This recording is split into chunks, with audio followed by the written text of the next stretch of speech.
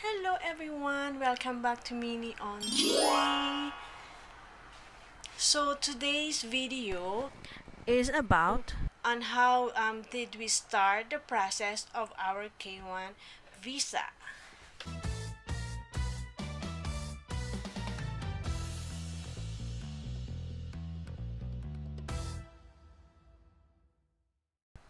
So how did we start the process of our K1 visa? First of all, I and my fiance made sure that we would want to be together for the rest of our lives. Okay, we made an in-depth or thorough research on how to start the process of K1 visa application. First, we went to the USCIS official website, uscis.gov. U.S. Citizenship and Immigration Services, or USCIS, is the federal agency that oversees lawful immigration to the United States. They are a component of the Department of Homeland Security. Okay, so to be able to obtain a K1 fiance visa, there are a lot of things that you should know or consider. If you are a U.S. citizen who wants to bring your foreign fiance to the United States in order to get married, you will need to file a Form I-129F or Petition for Alien Fiance. This is the first step. You have to remember that to obtaining a K1 non-immigrant visa for your fiance. The K1 non-immigrant visa is also known as a fiancé visa. In order to obtain a K1 visa, you and your fiancé must intend to marry each other within 90 days of your fiancé upon entering the United States as a K1 non-immigrant.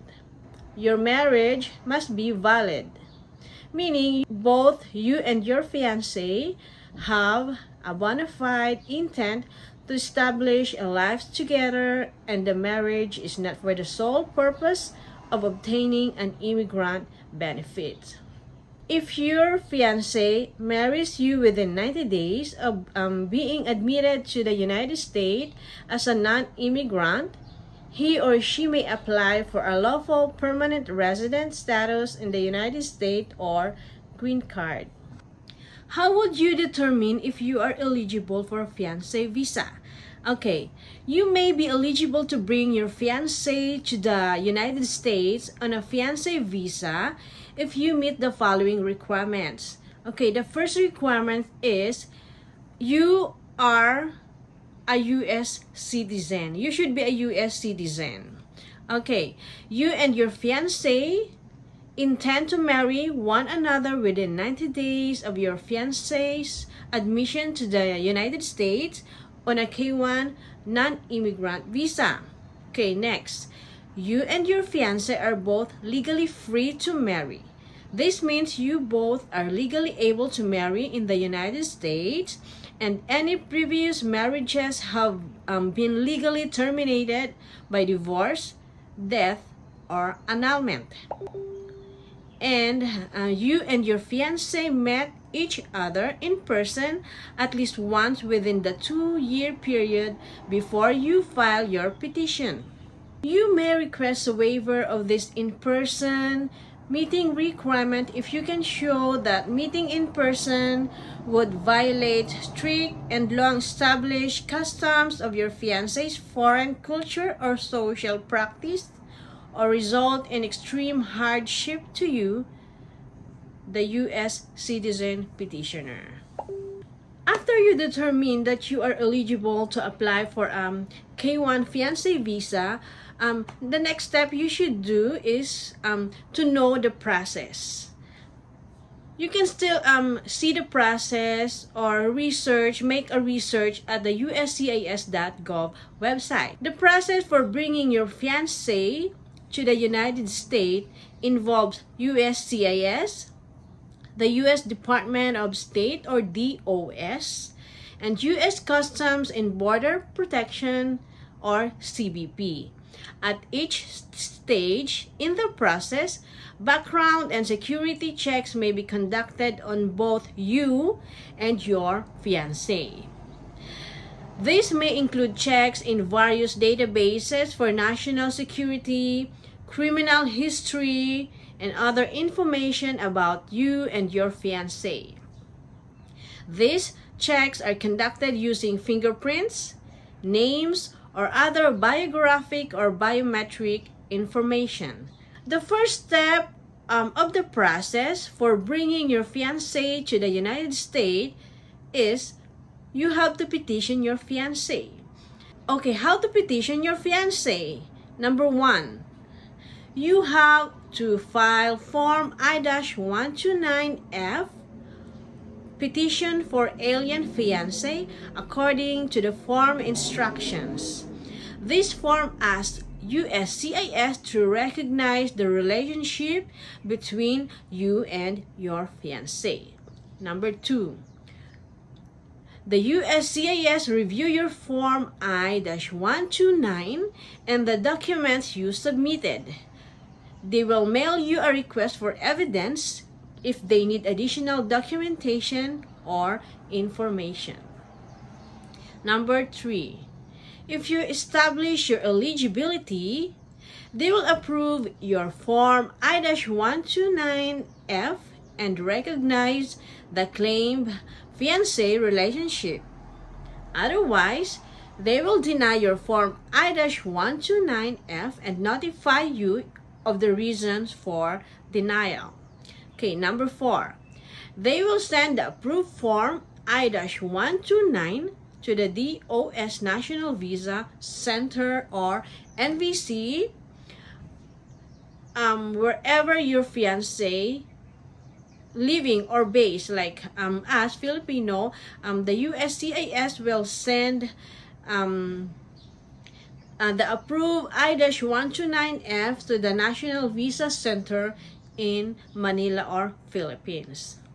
The National Visa Center forwards the approved Form I-129F to the United States Embassy or Consulate, where your fiancé will apply for a K-1 non-immigrant visa. This is generally the U.S. Embassy or Consulate where your fiancé lives. Okay, number 2, the U.S. Embassy or Consulate notifies you when the visa interview of your fiancé is scheduled. Number 3, the fiancé applies for the K-1 non-immigrant visa and brings the required forms and documents to the visa interview. Number 4, the Department of State consular officer determines whether your fiancé qualifies for the K-1 non-immigrant visa. If the consular officer grants the K-1 non-immigrant visa, it is valid for up to 6 months for a single entry. If the consular officer does not find the relationship to be bona fide, Department of State or DOS will not issue a K-1 non-immigrant visa, and instead they will return the Form I-129 to USCIS.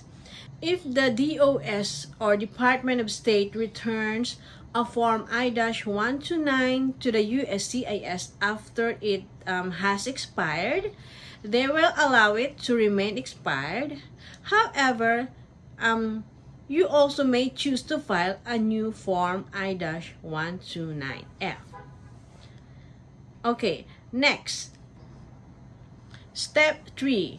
Inspection at a port of entry. Okay, the government agency involved here is the CBP or the Custom Border Protection. This is the stage where you already issued fiancé visa and you are about to enter to the United States.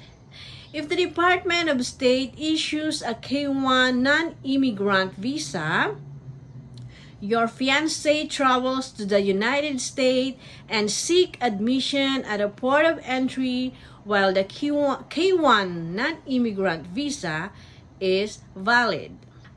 As with any visa, a K-1 non-immigrant visa does not guarantee admission to the United States.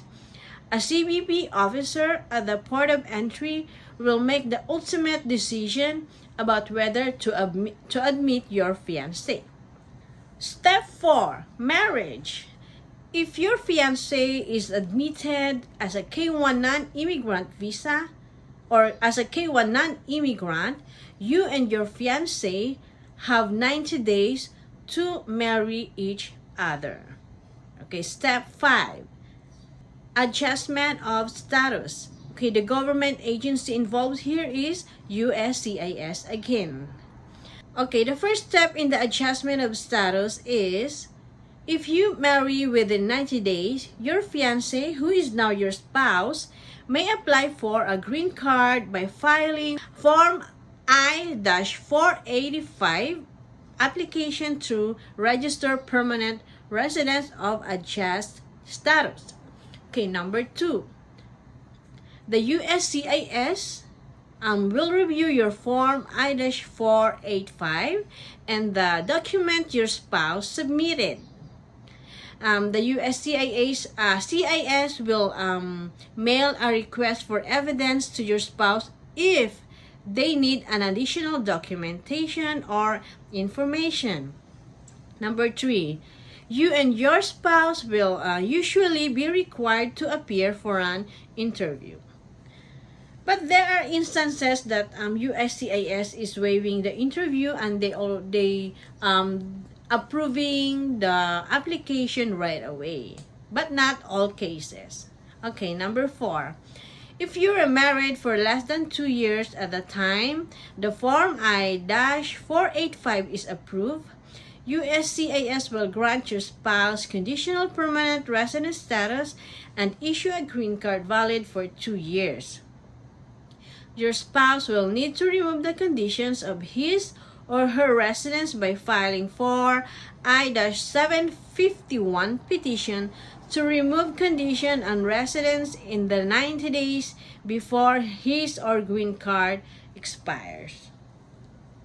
So yeah, that were the process we did in filing the K-1 petition application of K-1 visa. Alright, in bringing your fiancé to the United States, you should know if you are eligible. If you and your fiancé are eligible to apply. Step 1, you have to petition your fiancé.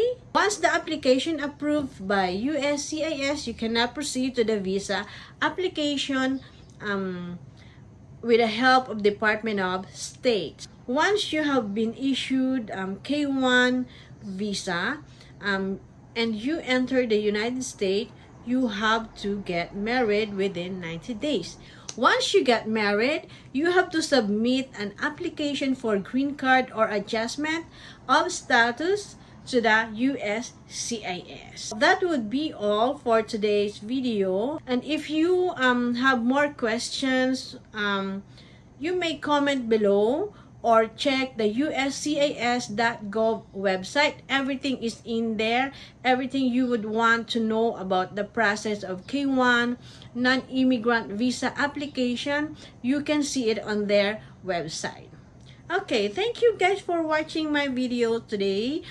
If you are just new here in my channel, you may subscribe now. You can write your comment down below if you have some question or suggestions. And yeah, thank you guys. Bye bye.